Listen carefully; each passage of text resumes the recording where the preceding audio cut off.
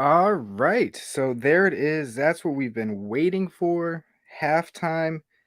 It's been coming. Coming at you live solo this week. Brian is not going to be able to be with us.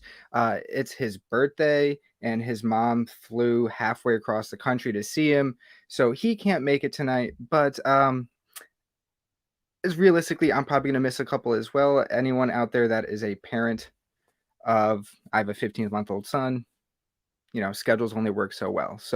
But it's me tonight. So here we go. Again, the whole premise of this is giving you guys rapid reactions of important news and trends and things that you want to know in order to do well for your fantasy teams. So let's get started. Topic number one, and this one hurt for a lot of people, but AJ Brown did not have a good week, right? 3 for 43 in a game that Tennessee did score well. But pump the brakes on any sort of panic. So in week one, 8 targets, he went 4 for 49 and a touchdown. This last week, yeah, he didn't perform well, but he still had 9 targets and still had a 23% target share. So the biggest thing with him is, right, Julio was a big producer, 8 targets, but he went 6 for 128, right? Keep in mind, like we knew when Julio went to Tennessee, he was going to get big games. He was going to produce, right? So don't panic at one of the first times that this actually happens, right? Volume is what you want to see, and volume AJ Brown is still getting. So that's 17 targets through the first 2 games. He's still receiving, right, a plus 20% target share. So he's still the guy that we want to see. And he's still in the next 3 weeks, Indianapolis, the Jets, and Jacksonville. He's gonna be okay, right? So the drops kind of suck, and it's a down week, and it is what it is. But don't panic. Don't be concerned about AJ Brown, right? Stay the course. Also, something from the Tennessee game, Derrick Henry is getting used in the passing game, and that is something that, right, we all know has been lacking throughout his career. Well, he had 6 receptions for 55 yards. He already has 10 targets on the year. Last year was his highest with 31 targets. So he's already on pace to smash his career high. And that's the biggest thing that we've been waiting for Derrick Henry is how do we get him to catch passes and really be PPR viable? So if this is something to really, really keep an eye on, if this was just like a 1 week aberration and those 6 targets or the 6 receptions is not something that's going to be sustainable, but if he's getting that work in the passing game, running back one overall is very much within reason for Derrick Henry because he's going to get the work on the ground.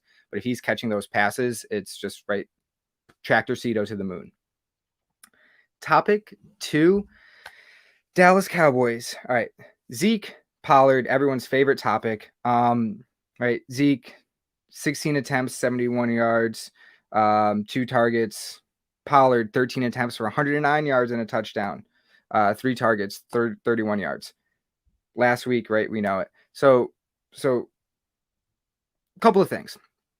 Zeke's snap share dropped to 71% from 83% the week before. And then Pollard increased to 34%. Right. So many of the talking points on Twitter, especially, are right.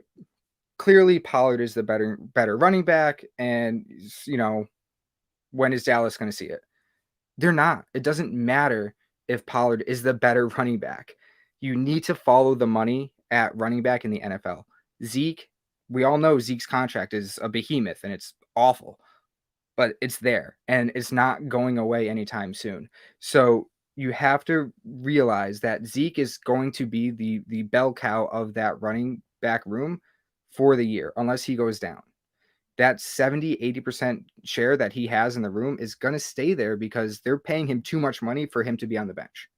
Right. So it honestly doesn't matter if Pollard is the better back or not. You have to chase volume in fantasy for your running backs. So what this really ends up getting to is Zeke's gonna disappoint based on kind of some of the hopes, right? He's right now, the way the trend is, he's not going to be that top 5 running back that we were hoping for. Honestly, with the volume that he's going to get in that offense, he still has back end RB1, really, really high end RB2 appeal. And I know that's not great for his ADP and it's not where you really wanted to grab him, but he's still going to be a valuable running back just on the amount of volume he has alone. With that said, Pollard is a must start. He's easily your must start in your flex. If you were a 0 RB drafter and you took Pollard, like absolutely crushed it and just ride that wave for as long as you can. Eventually, right, Zeke's down here, Pollard's up here. It's probably going to, water find its level. But they both can be top 16 performers if this is how they're going. So it doesn't matter if Pollard is better or not. The money's there. With that said, also disappointing day for Dak, but he only had 27 attempts. Realistically, that's probably going to be the least amount of attempts that he'll have for the year. So it is what it is. It's a high-powered offense. They're going to figure out what to do without Gallup there. So I wouldn't be, it is what it is for Dak, unfortunately. Now, the team near and dear to my heart, not the nearest, not the Patriots, but really, really near and dear to my heart is Tampa because of Brady. So we'll start with Brady and then we're going to get to his weapons. So Brady, 9 touchdowns through 10 games. 9 touchdowns through 2 games. But he does have a 10.4% TD percentage, which is not sustainable throughout the year. It's just too high. 10% would be insane. But he's had, his best year was 8.7% in 2007. Now, again, that's also really high back in 2007. But his comfortability within the offense, with the weapons and everything, we could really see an 8% touchdown rate for Brady, which obviously he's going to slow down slightly, but he can still throw the rock and he's still going to put up a ton of points. So probably see his pass attempts drop down. He's at like 43 right now, probably closer to like 38 to where it was last year. But Brady's going to continue to crush it as long as he's healthy and his weapons are healthy. So that's great. I love Brady. Now, his wide receivers, because this was a big talking point leading up to the season and now even now, right? Evans did nothing week 1. Week 2, this is the big coming out party. 9 targets, 575 and 2 touchdowns. Godwin, 5 targets, 462 and a touchdown. And Antonio Brown was the odd man out this week. 3 targets for 1 reception, 17 yards, and Gronk continues to crush. It's going to be tough. This is going to be kind of like Dallas Cowboys of last year before Dak went down when you had the big 3. Every week, the person that goes off is going to be someone different. It's going to be really, really hard to pinpoint. Here's this person every single week. Realistically, Chris Godwin is going to be your safest bet. It seems like he's going to be the one with the most consistent amount of targets and the most looks. Gronk is someone that is now really, especially in the tight end landscape, like he's a must start. It's not a fluke. You can even look at the way that he's playing now and the way he's moving is very different than it was when his last year in New England. And it's even different from what it was last year in Tampa Bay. He's looking considerably better. He's looking like he's really in game shape. And that connection is there. So, Gronk isn't going to be your yards leader, but that connection in the red zone is key. So Gronk is someone that if you kind of punt it on tight end, continue to ride with Gronk. Now, if Godwin, I'm thinking, is going to be the most consistent person, that leaves us what to do with Evans and Antonio Brown. So, Mike Evans is a must start. No matter what, his touchdown potential and his possibility is always there to go for 1, 2, 3 touchdowns, right? That's the way that offense works. That's kind of connection that Evans has with Brady. It's not a ton of volume. It's not a ton of receptions, but the touchdowns seem to really be there. The downside of that is you're really going to go roller coaster week to week with Mike Evans. So if you are a Mike Evans owner, you either continue to ride the roller coaster or after this big game, look to maybe flip him for someone that's slightly more consistent, but still has really good upside. So, you can kind of take that for what fits your team needs the best. But if you want someone that is more consistent, that can still produce well, I would look to trade Mike Evans here at his height after his 2 touchdown game, because that's probably what we're going to see from Mike Evans throughout the rest of the season. And honestly, the same for Antonio Brown.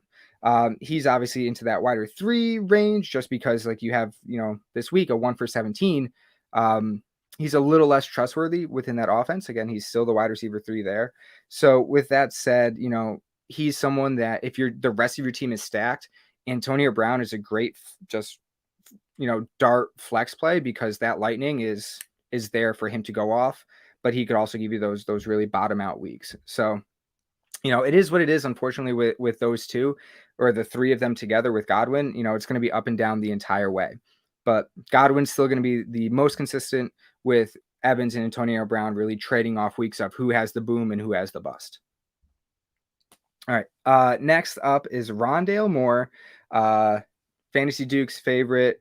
Adam, shout out to our old PT Adam. He was a big Purdue guy as well. So Rondale Moore is a bit of a conundrum, right? And he's an issue because he went off this week, 8 targets, 7 receptions, 114 yards, and a touchdown. 46%, 46% snap rate. That's the weird thing. Last week, 5 targets for 4 receptions, 68 yards, but only a 29% snap rate. So he's getting work, he's getting targets, he's producing, but he's not doing it on volume. That's scary, right? He's the wide receiver 4 for Arizona, but they run the most wide receiver 4 sets. So he gets on the field, but not as much as we'd hope.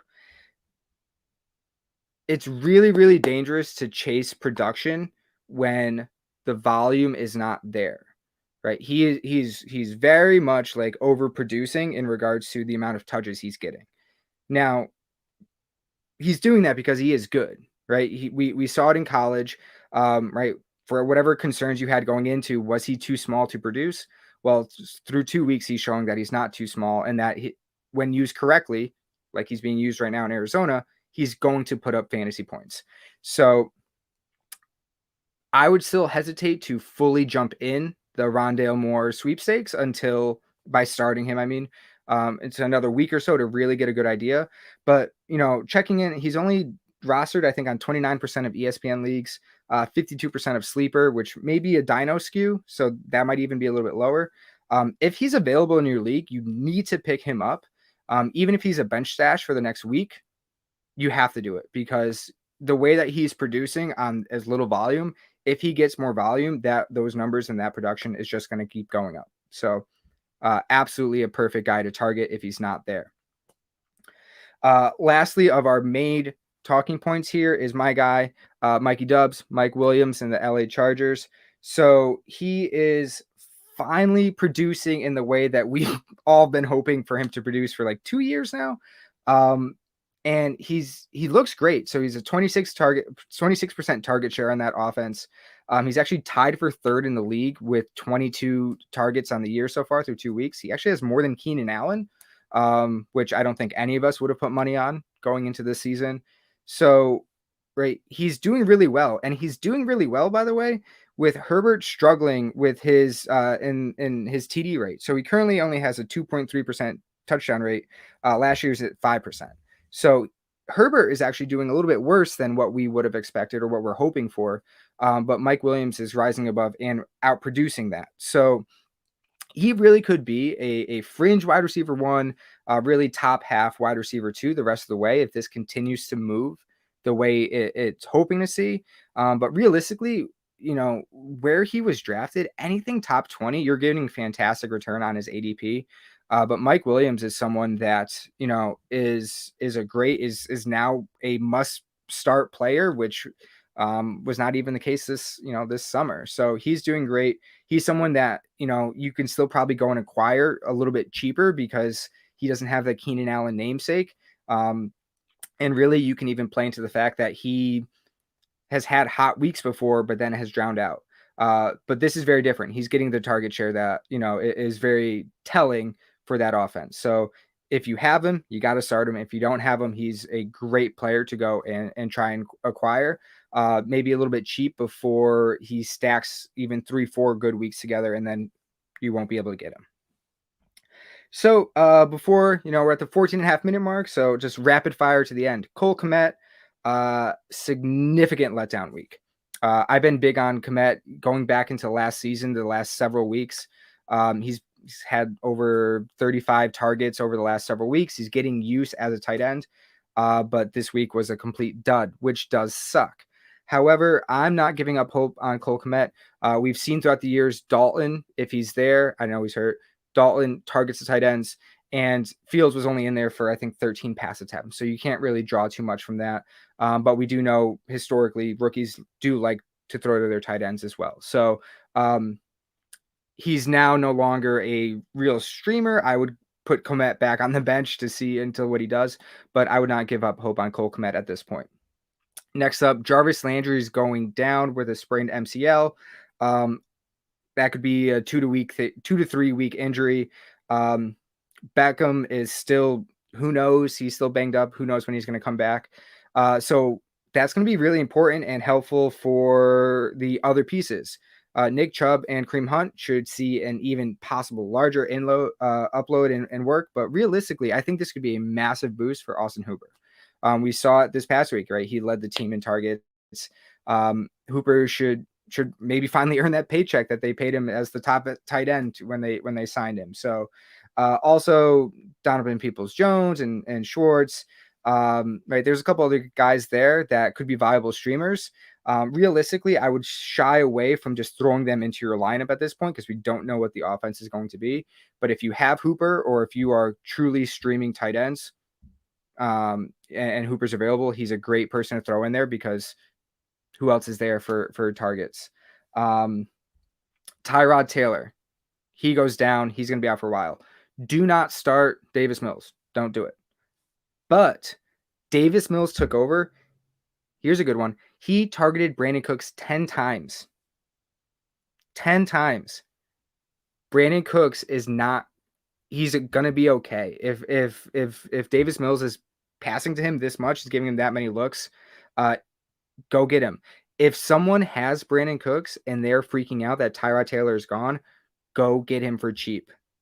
10 targets from Davis Mills, right? Go attack that.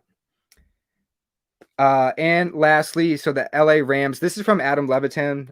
So with 32 dropbacks from Matt Stafford, Kupp ran 32 routes. Van Jefferson, 32 routes. Robert Woods, 31 routes. Higbee, 26. 0 for Deshaun Jackson. 0 for Tutu Atwell. It's a funnel offense, and we're seeing it before our eyes. You want Kupp, Woods, Jefferson, but it's even Higbee only had like a 3% target share. He ran a bunch of routes, but he wasn't getting any looks. This is a very much turning into a funnel offense. All right, so that is it for week 2. Thanks for sticking with me. Hope you're able to take something there. But next week we'll be back, me and Brian, coming at you with some more rapid reactions to help your fantasy teams. All right, peace.